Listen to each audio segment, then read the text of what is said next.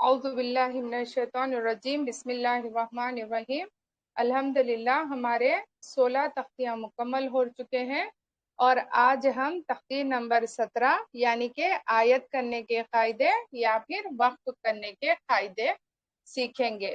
وقف یعنی کہ ٹھہرنے کو وقف کرنا کہتے ہیں۔ بعض جگہ نشانیاں ہوتی ہیں وقت کی اور بعض جگہ کیا ہے ہماری سانس پھولنے کی وجہ سے یا پھر سانس کی کمی کی وجہ سے ہم لوگ وقف کرتے ہیں، تو وہاں پر وقف کس طرح کرنا چاہیے اس کے قاعدے آج ہم سیکھیں گے۔ اس طرح کے گول نشان کو کیا کہتے ہیں؟ آیت کہتے ہیں۔ زبر زیر پیش دو زیر دو پیش پر آیت کرنا ہو تو آخری حرف پر جزم دے کر سانس توڑیں، اسی کو آیت کرنا کہتے ہیں۔ آیت کرنا یا پھر وقف کرنا دونوں ایک ہی بات ہے۔ دو زبر پر وقف کرنا ہو تو ایک زبر کے ساتھ الف پڑھا جاتا ہے، جیسے احدن سے احدا، اس طرح سے۔ یہاں پر ہم لوگ دیکھ سکتے ہیں کہ احدن یہاں پر دال پر دو زبر کے ساتھ ساتھ ایک الف بھی لکھا ہوا ہوتا ہے۔ جہاں کہیں بھی آخری حرف پر دو زبر ہوتا ہے تو اس کے ساتھ الف بھی لکھا ہوا ہوتا ہے، تو اس لیے کیا ہے ہمیں احدن کے اوپر جب بھی وقف کریں تو احدا اس طرح سے وقف کریں، جیسے کہ دال الف زبر دا دو حرکات سے۔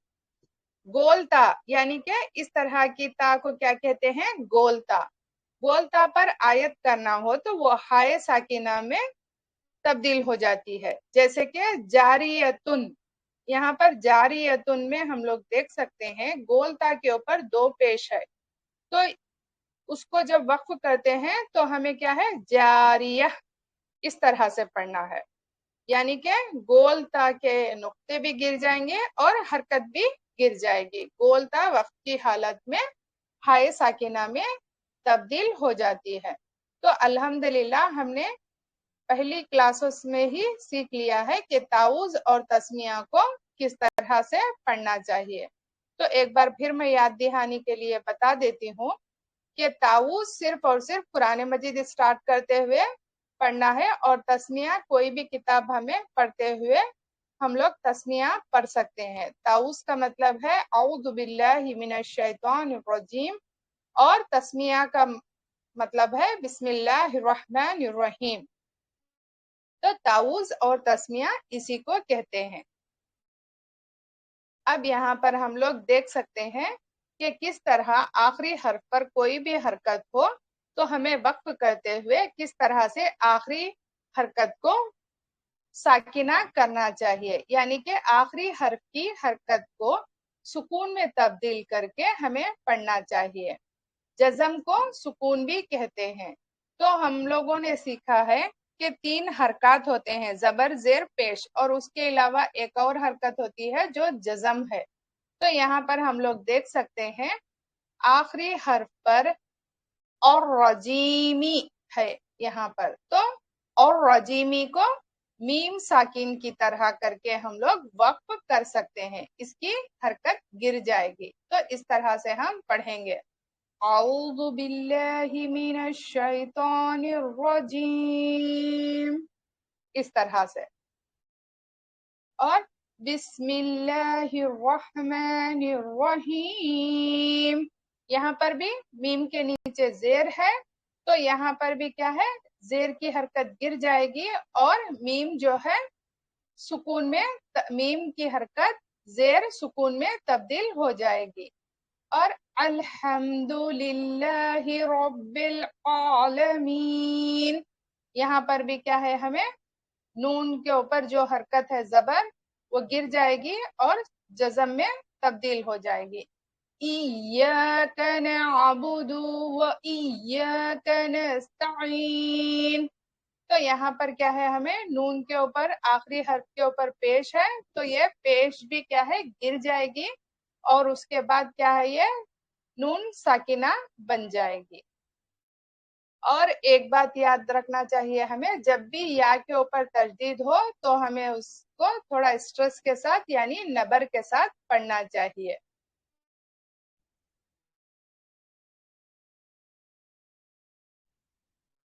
यहाँ पर कुछ और वक्त के कायदे हैं।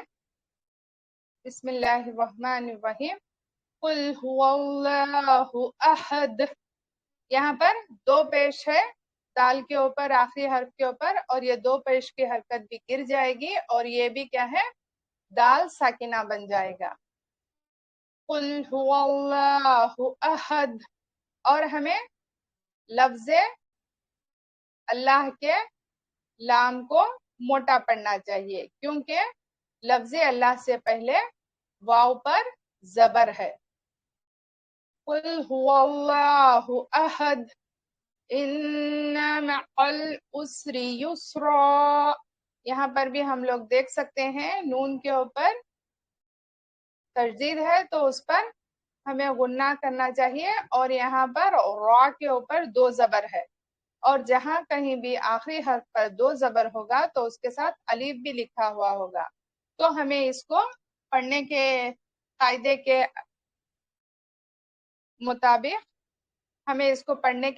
के मुताबिक क्या है, इन्ना मअल उसरी युस्रा, इस तरह से रो अलीफ जबर रो, इस तरह से पढ़ेंगे। फीहा ऐनुन जारिया। यहाँ पर भी हम लोग देख सकते हैं आइनुन, नून के ऊपर क्या है, दो पेश है, और उसके बाद क्या है, हर्फ इख्फा में से जीम आया हुआ है। तो यहाँ पर हम नून की आवाज को इख्फा करके पढ़ेंगे, और गोलता के ऊपर दो पेश है। तो गोलता के ऊपर जब भी हम वक्फ करेंगे तो वो हाय साकिना में तब्दील हो जाएगी। तो इसको पढ़ने का तरीका इस तरह है, फीहा ऐनुन जारिया तुस्का मिन ऐनिन आनिया। यहाँ पर भी हम लोग देख सकते हैं गोलता के नीचे दो जेर है, तो ये भी क्या है, हाय साकिना में तब्दील हो जाएगी। और ला तस्मअ फीहा लागिया, यहाँ पर भी गोलता के ऊपर दो जबर हैं, तो दो जबर भी क्या है, वक्त की हालत में हाय साकिना में तब्दील हो जाएंगे। तो एक बार हम इसको रवानी के साथ पढ़ लेते हैं। ना कुल हुवल्लाहु अहद इन्ना मअल उसरी युस्रा फीहा ऐनुन जारिया तुस्का मिन ऐनिन आनिया ला तस्मअ फीहा लागिया। यहाँ पर एक बार हम लोग इसको स्लाइड्स के साथ देख लेते हैं कि जबर जेर पेश को वक्त की हालत में किस तरह से आखिरी हर्फ क्या है, जज़म देकर रोकते हैं। तो यहाँ पर शकरा है, रा के ऊपर जबर, तो इसको हमें पढ़ते हुए शकर की तरह पढ़ना है। और वल असरी, असरी में रा के नीचे जेर है, तो वक्त की हालत में ये रा के नीचे की जेर जो है गिर जाएगी, और यहाँ पर रा के ऊपर सुकून यानी कि जज़म आ जाएगा। वल अस्र, इस तरह से पढ़ेंगे। वल फतह, वल फतह, और इसको भी क्या है, हमें हा की पेश गिर जाएगी, और हा क्या है, हाय साकिना हो जाएगा।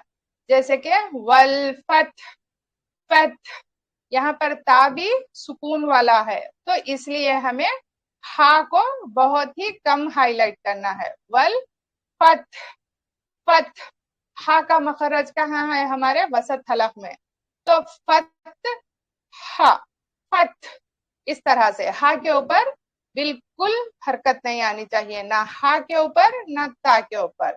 तो इसको वल फतह इस तरह से पढ़ेंगे।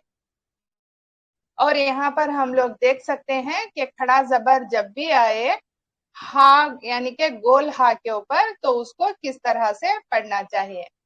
तो हा, और इसको तो हा, इसी तरह खड़ा जबर जैसा है वैसा ही पढ़ेंगे। मह व, इसको भी मह व पढ़ेंगे। कोई भी हर्फ के ऊपर खड़ा जबर हो तो उसको वक्त की हालत में एज इट इज पढ़ेंगे। اور جہاں کہیں بھی گول ہا کے نیچے زیر ہو تو وہ بھی کیا ہے، ہا کے نیچے کی زیر گر جائے گی اور وہ بھی کیا ہے، ہائے ساکنہ میں تبدیل ہو جائے گا۔ صرف ہم کھڑا زبر پڑھیں گے، کھڑی زیر، اور الٹا پیش کیا ہے، یہ وقت کی حالت میں سکون میں تبدیل ہو جائے گا۔ ربی، اس کو ربی اس طرح پڑھیں گے، بھی بھی اس طرح سے پڑھیں گے، اور ربہ جب ہم وصل کریں گے تو اس طرح سے پڑھیں گے، ہا کے اوپر دو الٹا پیش ہے تو اس کو دو حرکات سے پڑھیں گے، لیکن جب اس پر ہم وقف کریں گے تو رب اس طرح سے جھٹکا دے کر روکیں گے ہائے ساکنہ کے ساتھ۔ لہو، یہاں پر بھی وصل کی حالت میں، یعنی کہ عبارت کے بیچ میں الٹا پیش ہو تو اس کو دو حرکات سے پڑھیں گے، لیکن جب بھی ہم اس پر وقف کریں تو جزم کے ساتھ وقف کریں گے، لہ اس طرح سے۔ تو ایک بار روانی کے ساتھ پڑھ لیتے ہیں، توہا کو توہا، مہوا مہوا، ربہ ربہ، بہ بہ، ربہ ربہ، لہو لہ اس طرح سے وقف کریں گے۔ اور یہاں پر ہم لوگ دیکھ سکتے ہیں جہاں کہیں بھی دو زبر ہو تو اس کو ایک حرکت اور الف کے ساتھ وقف کریں گے، جیسے کہ توابن کو توابا، توابا اس طرح سے پڑھیں گے، ماءن ماء اس طرح سے، ہدن ہدن کو خدا اس طرح سے پڑھیں گے، اس کو الف مکسورہ کہتے ہیں۔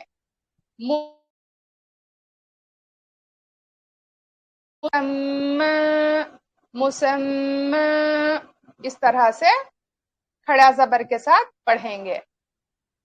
اور دو زیر بھی کیا ہے، وقت کی حالت میں سکون میں تبدیل ہو جائے گا، جیسے کہ بنہرن بنہرن، اس کو بنہر، بشرم بشرن، اس کو بشر اس طرح سے پڑھیں گے۔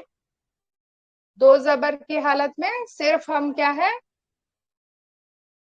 ایک زبر اور الف کے ساتھ پڑھیں گے، جیسے کہ توابا اس طرح سے، اور دو زبر کے بعد اگر یا آئے تو اس کو ہم کیا ہے، کھڑا زبر کی طرح پڑھیں گے، ہدا اس طرح سے۔ مسمى بنہر، دو زیر بھی کیا ہے، وقت کی حالت میں سکون میں تبدیل ہو جائے گا۔ اور یہاں پر ہم لوگ دیکھ سکتے ہیں جب کبھی بھی آخری حرف پر شد آئے تو اس کو دو بار پڑھنا چاہیے، یعنی کہ اس طرح سے، المستقر المستقر، اس کو المستقر قر اس طرح سے، را کو دو بار پڑھنا چاہیے۔ اسی طرح السامری السامری، اس کو آخری حرف یا کو کیا ہے، ہمیں اسٹرس دے کر وقف کرنا چاہیے، جیسے کہ السامری السامری، السامری نہیں پڑھنا ہے اس کو، السامری، یا کو پھر یا سے پڑھیں گے ہم لوگ۔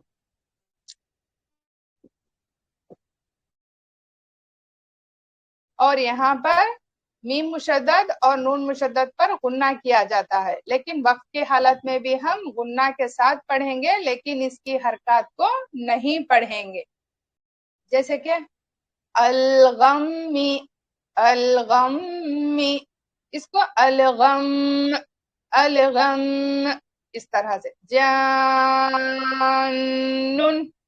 اس کو جان جان اس طرح غنہ کے ساتھ وقف کریں گے۔ اور یہ ہے حرف قلقلہ کے ساتھ جب بھی تشدید آئے تو اس کو بھی بڑے قلقلے کے ساتھ ہم لوگ وقف کریں گے، جیسے کہ بالحق بالحق، اس کو بالحق بالحق اسی طرح فی الحج، اس کو فی الحج، فی الحج اس طرح سے. تب، اس کو تب، تب حرکت نہیں کریں گے، صرف قلقلہ کریں گے، اور وہ بھی قلقلہ اکبر. لہم، یہاں پر آخری حرف کے اوپر میم کے اوپر جزم ہے، تو جزم کو ایز اٹ از پڑھیں گے، وقت کی حالت میں بھی جزم پڑھیں گے، جیسے کہ لہم، لہم حسابیہ، حسابیہ اس طرح سے. اور یہاں پر گولتا کے اوپر دو زبر یا پھر گولتا کے نیچے زیر یا گولتا پر دو پیش ہو تو یہ بھی ہائے ساکنہ میں تبدیل ہو جائے گی، جیسے کہ مسلمتن، مسلمہ، راضیتن، راضیہ، حاویتن، حاویہ. اس طرح سے گولتا بھی کیا ہے، ہائے ساکنہ میں تبدیل ہو جائے گی. تو الحمدللہ آج کا سبق ہمارا وقت کے قواعد مکمل ہو گیا. اگر کسی کو کوئی ڈاؤٹ ہو تو وہ